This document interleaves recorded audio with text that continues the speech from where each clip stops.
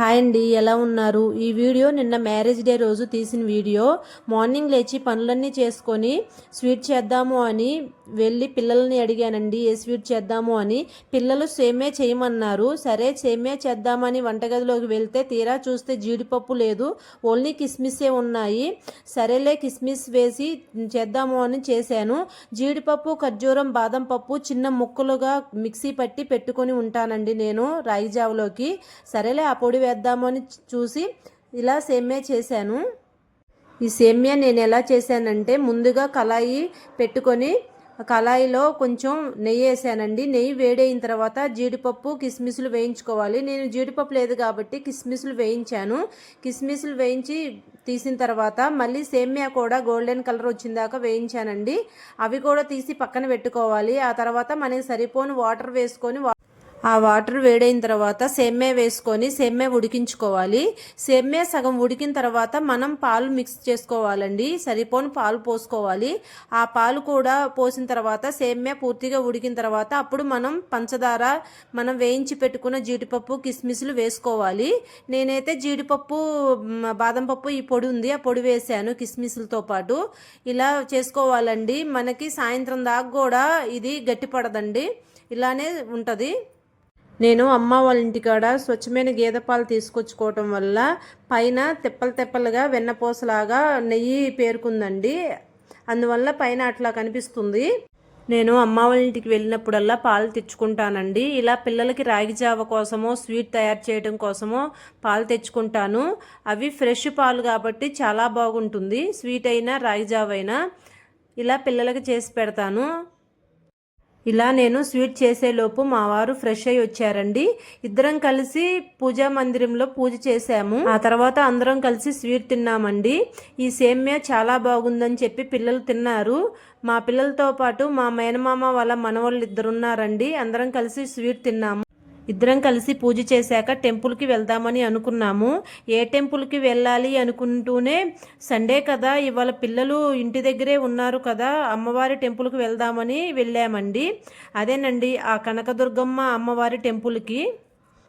కానీ అక్కడికి వెళ్ళాకే తెలిసింది, మేము ఎలా అయితే సండే కదా అని వచ్చామో భక్తులు చాలామంది కూడా సండే అని వచ్చారు.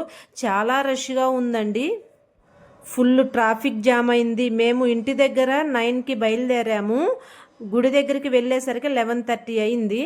గుడి దగ్గరలోకి మాత్రం 10 కల్లా వెళ్ళాము. కానీ కింద నుంచి పైకి వెళ్ళటానికి బస్సులో ఉన్నామండి. Full traffic. బస్సులోనే మాకు 30 గంట పట్టిందండి. చాలాసేపు పట్టింది.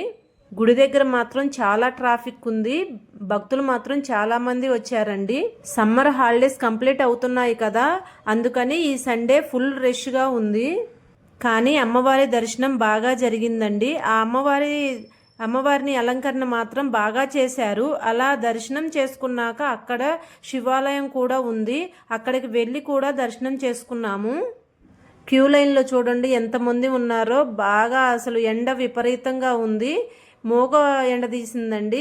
ఈవినింగ్ టైంకి మళ్ళీ వర్షం పడింది. బాగా బేభత్సంగా పడింది వర్షము. అందుకనే ఆఫ్టర్నూన్ బాగా ఎండ తీసింది అనుకుంటా. బాగా వేడిగా ఉందండి. అయినా కూడా భక్తులు మాత్రం చిన్న చిన్న పిల్లలతో వచ్చారు. చిన్న చిన్న పిల్లలైనా కూడా ఆ ఎండకి బాగానే ఉన్నారు. ఎక్కడికక్కడ ఫ్యాన్లు ఉంటాయి కాబట్టి పిల్లలు కూడా బాగానే ఆడుకుంటూ ఉన్నారు. అమ్మవారిని దర్శనం చేసుకున్నాక అక్కడే శివాలయం ఉంది. శివాలయంలో శివుణ్ణి దర్శనం చేసుకున్నామని చెప్పాను కదా, ఆ శివుణ్ణి దర్శనం చేసుకున్న తర్వాత అక్కడే టెంపుల్ దగ్గరలోనే తాబేళ్ళు నీళ్ళలో చాలా ఉన్నాయండి. పిల్లలు చూద్దామంటేను అక్కడికి వెళ్ళి అవి చూసేసి అక్కడి నుండి అన్నప్రసాదానికి వెళ్ళాము. ఈ ఎండకి అవి నీళ్ళల్లో చూడండి ఎలా ఆడుకుంటున్నాయో. చిన్న సైజు నుంచి పెద్ద సైజు దాకా ఉన్నాయండి తాబేళ్ళు. చాలా చక్కగా ఆడుకుంటున్నాయి. పిల్లలు మాత్రం సరదాగా చూస్తున్నారు. చిన్న చిన్న పిల్లలు వచ్చి అక్కడ నుండి అన్నప్రసాదానికి వెళ్ళామని చెప్పాను కదా, అన్నప్రసాదానికి వెళ్ళి అక్కడ భోజనం చేసేసి బయటికి వచ్చిన తర్వాత వర్షం పడుతుందండి. వర్షం పడుతుందని చెప్పేసి మేము అక్కడే కూర్చుండిపోయాము. ఆ వర్షం పూర్తిగా తగ్గిన తర్వాత ఇలా ఫొటోస్ దిగామండి. మనకి ఇవే కదా జ్ఞాపకాలు, అందుకనే ఫొటోస్ దిగాము. ఫస్ట్ వర్షం పడకముందు దిగాము, ఎండకి అవి సరిగా రాలేదు. మళ్ళీ వర్షం పడిన తర్వాత చల్లగా ఉంది వాతావరణం, చల్లగా ఉంది కదా అని చెప్పేసి గోపురం కూడా మంచిగా కనిపిస్తుంది కదా అని చెప్పేసి ఒక సెల్ఫీ దిగి వచ్చామండి. అవే మనకి జ్ఞాపకాలని చెప్పేసి. పూర్తిగా గుడి బయటికి వచ్చేటప్పుడు కూడా బాగా వర్షం పడిందండి. ఆ వర్షానికి ఎక్కడ జారిద్దా అని చెప్పేసి చిన్నగా నడుచుకుంటూ రావాల్సి వచ్చింది.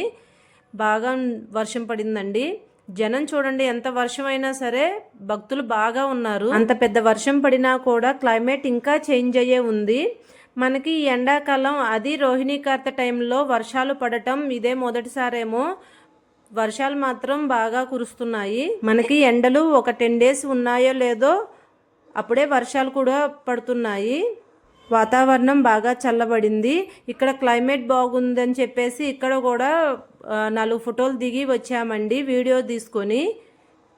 చాలా చల్లగా ఉందండి నిన్న వర్షం పడటం వల్ల. ఆఫ్టర్నూన్ మాత్రం దర్శనం అప్పుడు బాగా వేడిగా ఉంది. దర్శనం అయిపోయి బయటకు వచ్చేటప్పుడు మాత్రం బాగా చల్లగా ఉంది. ఇలా పిల్లలతో సరదాగా మాట్లాడుకుంటూ దర్శనం కంప్లీట్ అయ్యిందండి.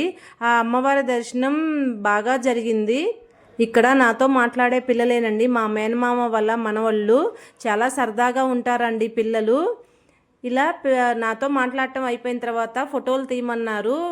క్లైమేట్ చేంజ్ అయ్యి మంచిగా ఉంది కాబట్టి ఫోటోలు దిగారు. సరేలే అని చెప్పేసి వాళ్ళతో నేను కూడా దిగానండి.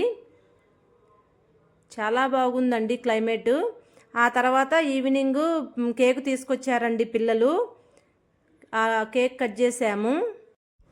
ఇలా పిల్లలు వద్దన్నా వినకుండా కేక్ తీసుకొచ్చి కేక్ కట్ చేయాల్సిందే అని చెప్పేసి మా ఇద్దరి చేత cake cut చేయించారండి.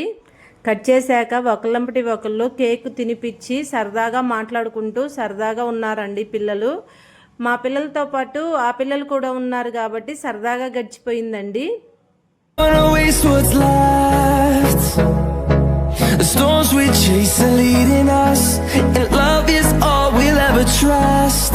Yeah, no, I don't wanna waste what's left. And on we'll go, through the wastelands, through the highways, till my shadow turns to sun rays. And on chocolate అంటే ఇష్టం అని చెప్పేసి చాక్లెట్ గిఫ్ట్గా ఇచ్చారండి పిల్లలు. మా వారు బిర్యానీ తీసుకొచ్చారు. బిర్యానీ అందరం కలిసి కూర్చొని తిన్నామండి. సరదాగా గడిచిపోయింది ఆ రోజు. పిల్లలు ఉండటం వల్ల సరదాగా గడిచిపోయిందండి. బాయ్ బాయ్ అండి.